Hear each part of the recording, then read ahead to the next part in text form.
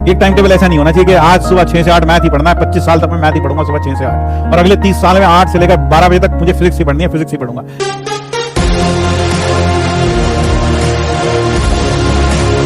अब बात करते हैं टाइम मैनेजमेंट की। टाइम मैनेज कैसे कर रहे हैं? देखिए, टाइम, पहली चीज, अगर आप घड़ी देख देख कर चीजें करते रहेंगे तो टाइम कभी भी मैनेज नहीं होगा।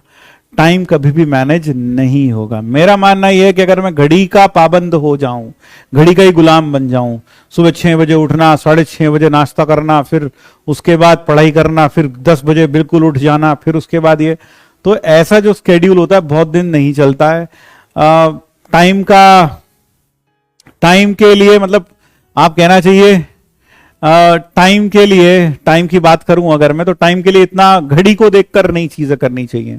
मेरे हिसाब से क्या करना चाहिए, कोई इस बात पर डिफर भी कर सकता है। आपको क्या करना चाहिए, एक टाइम टेबल बनाना जरूर चाहिए, एक रफ टाइम टेबल बनाना चाहिए। और टाइम टेबल टाइम के हिसाब से नहीं बनाना चाहिए, टाइम टेबल बनाना चाहिए चीजों के हिसाब से कि आज मेरा टारगेट क्या क्या है, आज मुझे क्या क्या करना है। और फिर उसके बाद अगर आपको लगता है कि आपको आज पता चल गया कि आज आपको क्या क्या करना है, जैसे आज मुझे मान लो इलिप्स में टेंजेंट तक पढ़ना है, मैंने डिसाइड कर लिया, तो मैंने सबसे पहली चीज नोट डाउन कर ली, tangent to ellipse, till tangent to ellipse पढ़ना है।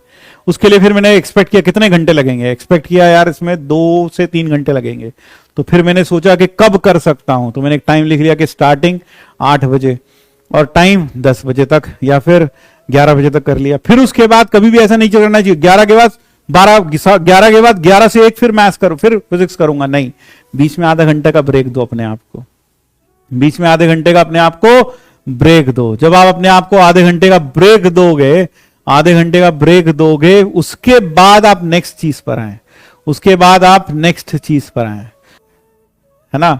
तो टाइम मैनेजमेंट के लिए यही करो, टाइम मैनेजमेंट के लिए बेटा यही करो, टाइम मैनेजमेंट के लिए एक डायरी बनाओ और उसमें rather than depending on the time, depend on the quantity of output that you want, और उसके हिसाब से टाइम को डिवाइड करो। यानी रोज का नया टाइम टेबल बनना चाहिए।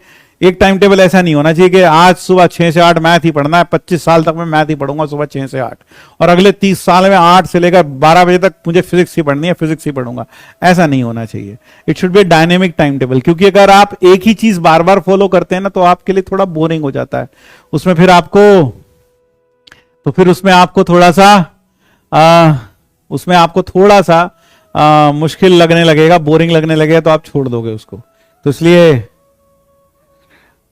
हाँ, तो इसलिए सर कितने मिनट का ब्रेक लेना चाहिए? बेटा मिनट कम से कम 10-20 मिनट का ब्रेक तो मिलना ही चाहिए। और ज्यादा अच्छा क्या होता है, आप 2 मिनट आपने पढ़ाई की, आंख बंद करके लेट जाओ 10 मिनट, आंख बंद करके बैठ जाओ 10 मिनट शांति से, तो that is also works a lot. वो भी आपके लिए बहुत अच्छा काम करेगा अगर आप ऐसे करेंगे, ठीक है ना। नोट्स में टाइम लगेगा, तो आप उसको लेकर ज्यादा चिंतित ना हो, टाइम तो लगेगा ही, ठीक है ना। बिल्कुल।